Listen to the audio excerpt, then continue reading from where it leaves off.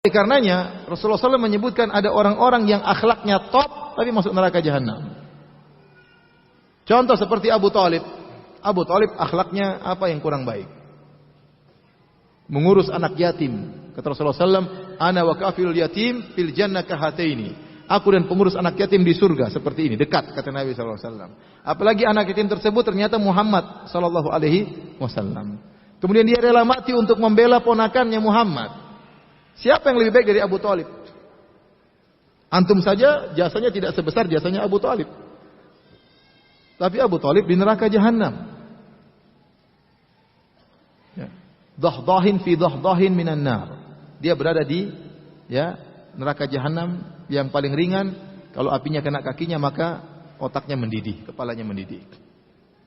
Kata Rasulullah SAW, laula ana lakana fid darkil asfali minan nar. Kalau bukan karena saya, maka Abu Talib di neraka jahanam yang paling bawah. Ya, tapi dia masuk neraka. Kenapa? Meninggal dalam kondisi musyrik. Makanya dalam hadis riwayat Nasa'i yang disebutkan oleh Ibnu Hajar dengan sanad yang hasan, tatkala Abu Talib meninggal, Ali bin Abi Thalib, anaknya datang kepada Nabi. Ali berkata, "Ya Rasulullah, inna ammaka asy-syaikh ad-dhal qad mat." Kata Ali dengan bahasa yang kasar, "Wahai Rasulullah, pamanmu," padahal bapaknya sendiri. "Wahai Rasulullah, pamanmu Abu Talib orang yang tua dan sesat sudah mati." Kata Rasulullah SAW, "Idhab fawarih." Pergilah engkau wahai Abu Talib, kuburkan bapakmu. Kata Abu Talib, kata Ali bin Abi Thalib, "La uwari, saya tidak mau kuburkan dia. Innahu mata musyrikan." Dia meninggal dalam kondisi syirik. Ali bin Abi Thalib tidak mau menguburkan bapaknya. Kata Rasulullah SAW, "Idhab fawarih." Pergilah engkau kuburkan. Akhirnya dikuburkan oleh Ali. Tapi asalnya Ali bin Abi Thalib tidak mau kuburkan bapaknya. Kenapa? Kata Ali, "Innahu mata musyrikan." Dia mati dalam kondisi apa? Syirik. Baiknya luar biasa. Tapi di neraka jahanam. Contoh lagi, adalah Amr bin Lu'ay al-Khuzai, pimpinan orang-orang kabilah Khuza'ah, pemimpin kota Mekah. Baiknya luar biasa. Suka memberi makanan gratis kepada jamaah haji. Sangat terkenal kebaikannya. Tapi dia yang pertama kali membawa kesyirikan ke kota Mekah. Kata Nabi SAW, "Ra'aitu Amr bin Lu'ay al-Khuzai yajurru qasbahu finnar, li'annahu awwalu man sayyaba sawaib." Aku melihat Amr bin Lu'ay al-Khuzai menggeret ususnya di neraka jahanam, dan dia adalah orang yang pertama kali mengkeramatkan onta-onta. Di neraka kenapa berbuat syirik padahal baiknya luar biasa. Contohnya Abdullah bin Jud'an dalam Sahih Muslim. Kata Aisyah, "Ya Rasulullah, Abdullah bin Jud'an kana yasirur rahim, kana yakrid dhaif, kana yut'imut ta'am." Dia dulu baik ya Rasulullah, suka menjamu tamu, suka menyambung silaturahmi, suka memberi makan kepada fakir miskin. Hal yanfa'uhu dzalik, apakah bermanfaat? Kata Rasulullah SAW, "La, tidak bermanfaat. Percuma. Lam yakul yauman qat rabbi ghfirli khati'ati yaumaddin." Dia tidak pernah berkata, "Ya Rabbku, ampunilah dosa-dosaku pada hari kiamat." Mati dalam kondisi musyrik, tidak bermanfaat. Neraka jahanam. Semua kebaikan tidak bermanfaat. Kata Allah, "Wa ma mana'ahum an tuqbala minhum nafaqatuhum illa annahum kafaru billahi wa bi rasulih." Tidaklah terhalang mereka diterima nafkah mereka, sedekah mereka tidak diterima. Kenapa? Karena mereka kafir kepada Allah dan Rasulnya. Percuma. Mau baik seperti apapun tidak diterima. Contohnya Hatim At-Tai, bapaknya Adi bin Hatim. Bapaknya terkenal Hatim bin At-Tai, orang yang sangat dermawan. Kata Adi bin Hatim, "Ya Rasulullah, bapak saya bagaimana ya Rasulullah? Dia dulu begini, baiknya luar biasa." Kata Rasulullah SAW, "Inna makana abuka yuridu amran fa asabahu." Bapakmu dulu ingin sesuatu waktu berbuat kebaikan, maka dia dapatkan. Dia dulu ingin dipuji, tidak bermanfaat kebaikannya di neraka jahanam. Jadi para hadirin hadirat, orang sebaik apapun kalau mati dalam kondisi musyrik tidak bermanfaat. Kenapa? Dia tidak berakhlak kepada Allah Subhanahu wa taala. Maka percuma kebaikannya.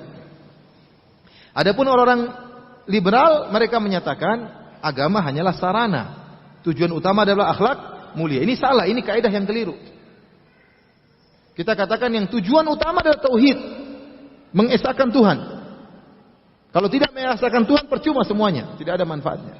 Saya tanya sama antum, orang-orang Nasrani dikafirkan oleh Allah, divonis kekal dalam neraka jahanam. Apakah karena akhlak mereka buruk? Jawabannya tidak. Kalau orang Yahudi, iya memang kurang ajar. Dalam Al-Quran disebutkan, mereka makan riba, mereka pengkhianat, mereka kurang ajar, bunuh Nabi. Orang Yahudi memang kurang ajar. Tapi kalau Nasrani tidak disebutkan demikian. Nasrani baik-baik. Kesalahan mereka cuma satu, salah berakidah tentang Allah Subhanahu wa taala itu.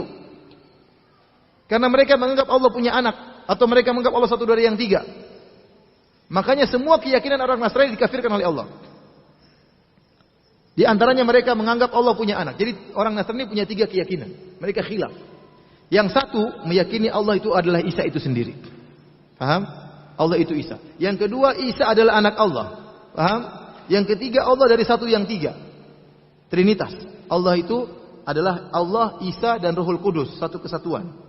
Ya. Ini semua dikafirkan oleh Allah. Contoh, Allah mengatakan, "Wa qalu ittakhadhar rahmanu walada." Bagi orang Nasrani yang menganggap Isa adalah anak Allah, Allah mengatakan, mereka mengatakan Allah punya anak. Kata Allah, "Laqad ji'tum syai'an idda." Sungguh kalian telah mendatangkan perkataan yang sangat mungkar. "Takadu samawati yatafattarna minhu wa tanshaqqul ardu wa takhirul jibalu hadda." Hampir-hampir langit terbelah, hampir-hampir bumi hancur, hampir-hampir gunung yang kokoh itu hancur. Kenapa? Anda aulir rahmani walada. Tatkala mereka mengatakan Allah punya anak. Wa ma yanbaghi lirrahmani ayattakhidha walada. Dan tidak pantas Allah punya anak. Kenapa? In kullu man fis samawati wal ardi illa atir rahmani abda. Semua yang ada di langit dan di bumi, semuanya akan datang bertemu dengan Allah sebagai hamba.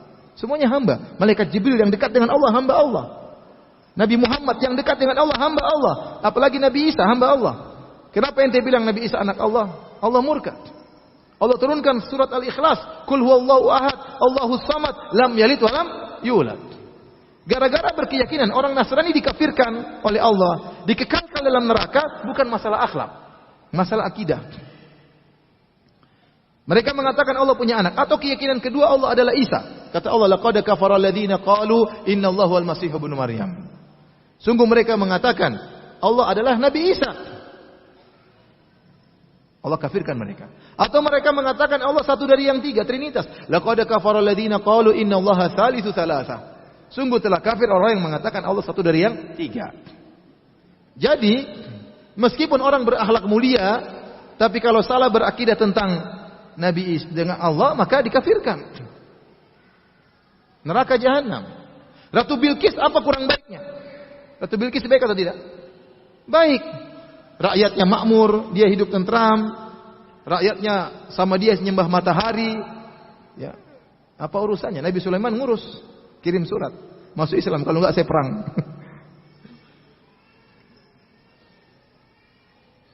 Jangan Nabi Sulaiman, burung hudhud tidak terima. Burung hudhud lapor kepada Nabi Sulaiman. "Inni wajadtu imra'atan tamlikuhum wa utiyat min kulli syai' wa laha 'arsyun 'azim. Wajadtuha wa qaumaha yasjudun lis-samsi min dunillah." Burung hudhud, burung tidak terima ada syirik. Lapor kepada Nabi Sulaiman. "Wahai Sulaiman, saya melihat seorang ratu menguasai rakyatnya, mereka semua sujud kepada matahari." Burung hudhud tidak terima, lapor kepada Nabi Sulaiman. Ini orang liberal, semuanya masuk surga. Lebih bahlul daripada burung hudhud. Baik. Jadi mereka dikafirkan bukan karena akhlak yang buruk, tapi karena apa? Akidah yang menyimpang. Karena akidah yang menyimpang. Jadi pernyataan orang liberal bahwasanya kalau orang berakhlak mulia pasti masuk surga, agama hanyalah sarana, ini batil, tidak benar. Yang benar agama diturunkan untuk menyuruh manusia makhluk menyembah kepada Khalik. Itu tujuan agama. Dan itu keyakinan semua agama seperti itu. Orang Nasrani suruh kita menyembah Nabi Isa supaya kita selamat, itu tidak. Orang Buddha menyuruh kita menyembah Buddha. Masalah akhlak, masalah nomor 2, bukan nomor 1. Nomor 1 masalah peribadatan. Ini semua agama ngomong seperti itu. Kemudian orang-orang liberal bikin bid'ah baru. Katanya yang paling utama adalah apa? Akhlak. Ini dari mana seperti ini? Semua agama sepakat yang paling pertama adalah masalah peribadatan, masalah akidah. Jadi mereka bikin hal-hal baru yang tidak dikenal oleh agama-agama sebelumnya. Tapi sekarang saya tanya sama antum. Menurut kaidah orang liberal, berarti kalau ada orang PKI yang mengingkari adanya Tuhan baik, masuk surga atau tidak? Saya ulangi, saya tanya sama antum. Menurut orang liberal, kaidahnya orang liberal, kalau ada PKI yang baik, masuk surga atau tidak? Masuk surga atau tidak? Masuk surga. Ada orang ateis yang baik, masuk surga atau tidak? Masuk surga. Loh gimana dia masuk surga? Tuhan saja dia tidak percaya, surga apalagi tidak dia percayai. Ente masukkan dia, ngapain saya masuk surga? Saya tidak percaya sama surga. Yang penting ente masuk surga. Loh gimana? Dia sih tidak percaya sama surga. Makanya saya katakan tadi, harusnya orang liberal mengatakan bukan cuma di akhirat ada surga Islam, ada surga Islam, surga Yahudi, surga Nasrani, Buddha, Hindu, Konghucu, Laose, surga Ahmadiyah, surga Syiah, terus ada surga apa? PKI. Di paling pojok itu surga PKI. Kenapa? Itu PKI akhlaknya baik. Itu PKI akhlaknya baik, masuk surga. Baik, kita sudah paham ya, syubhat yang pertama kita sudah bantah.